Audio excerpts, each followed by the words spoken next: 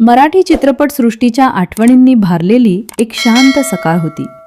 शहराच्या मध्यभागी असलेल्या रुग्णालयाच्या कॉरिडॉरमध्ये काळजीचा गडद सन्नाटा पसरला होता. कारण एका काल्पनिक कथानायकाची, ज्याला इथे सचिन सर असे संबोधले आहे, जीवनाशी झुंज सुरू होती. कॅमेऱ्याच्या झगमगाटापलीकडे पडद्यामागे उभ्या असलेल्या या क्षणात त्यांच्या आयुष्यभराच्या भूमिकांची रील जणू डोळ्यांसमोर फिरत होती. बालपणातल्या पहिल्या अभिनयापासून ते रंगमंच, चित्रपट, दिग्दर्शन आणि प्रेक्षकांच्या हृदयात कायमची जागा मिळवणाऱ्या क्षणांपर्यंतचा प्रवास रुग्णालयाच्या खिडकीतून येणाऱ्या फिक्कट प्रकाशासारखा नाजूक आणि आशेचा किरण धरून ठेवणारा होता. बाहेर चाहत्यांची गर्दी नव्हती, घोषणा नव्हत्या, केवळ कुजबुजणाऱ्या प्रार्थना आणि आठवणी होत्या. कारण या कथेतला हा कलाकार केवळ चेहरा नव्हता, तर एका पिढीची भावना होता. आईवडिलांसोबत पाहिलेल्या चित्रपटांची उब, आजीच्या घरातल्या जुन्या गाण्यांचा सुगंध आणि लहान पडद्यावर हसत खेळत दिसणारा आपलासा मित्र. डॉक्टरांची पावले सावध होती. प्रत्येक तपासणीसोबत आशा आणि भीती यांचा समतोल राखत ते पुढे जात होते. कुणीही मोठ्या शब्दात काही बोलत नव्हते, कारण अशा क्षणी शब्दही जड होतात.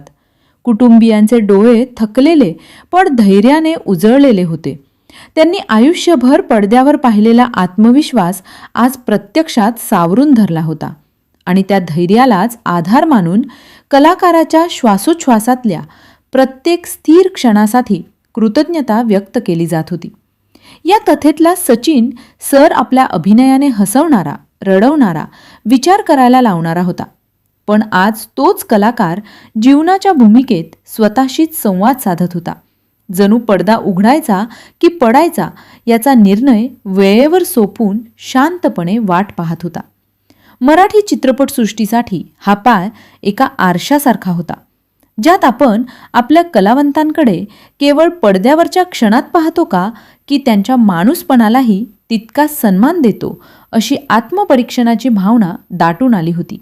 दिग्दर्शक, लेखक, सहकलाकार या सगळ्यांच्या मनात आठवणींच्या रेषा उमटत होत्या.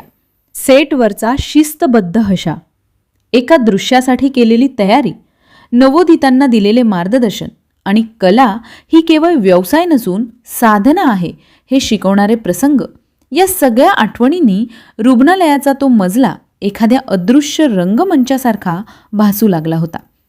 वेळ हळू चालली होती, पण आशा थांबली नव्हती. प्रत्येक क्षणासोबत प्रेक्षकांची अदृश्य उपस्थिती जाणवत होती, ज्यांनी या कलाकाराला आपलंसं मानलं, ज्यांच्या घरात त्याच्या भूमिकांवर चर्चा झाल्या आणि ज्यांनी त्याच्या कामातून जीवनाकडे पाहण्याची नवी दृष्टी मिळवली. या कथेतला संघर्ष म्हणजे केवळ एका व्यक्तीचा नव्हता, तो संपूर्ण कलासृष्टीचा श्वास होता. कारण जेव्हा एखादा कलाकार जीवनाशी झुंज देतो, तेव्हा प्रेक्षकही त्याच्यासोबत त्या झुंजीत सामील होतात. शब्द न बोलता, हात न धरता, तरीही मनाने घट्ट जोडलेले राहतात. रात्रीचा अंधार जसा गडद होत गेला तशी अंतर्मुखता वाढत गेली, पण त्याचवेळी पहाटेची शक्यता अधिक ठळक झाली. कारण या कथेत शेवट म्हणजे अंत नसून एक थांबा होता. कला कधीच संपत नाही, ती रूप बदलते, आठवणींमध्ये राहते, प्रेरणेत जिवंत राहते आणि नव्या पिढीच्या स्वप्नांना दिशा देते. म्हणूनच मराठी चित्रपटसृष्टीचा अंत हा शब्द इथे शोकगीत नाही, तर जागृतीचा इशारा आहे.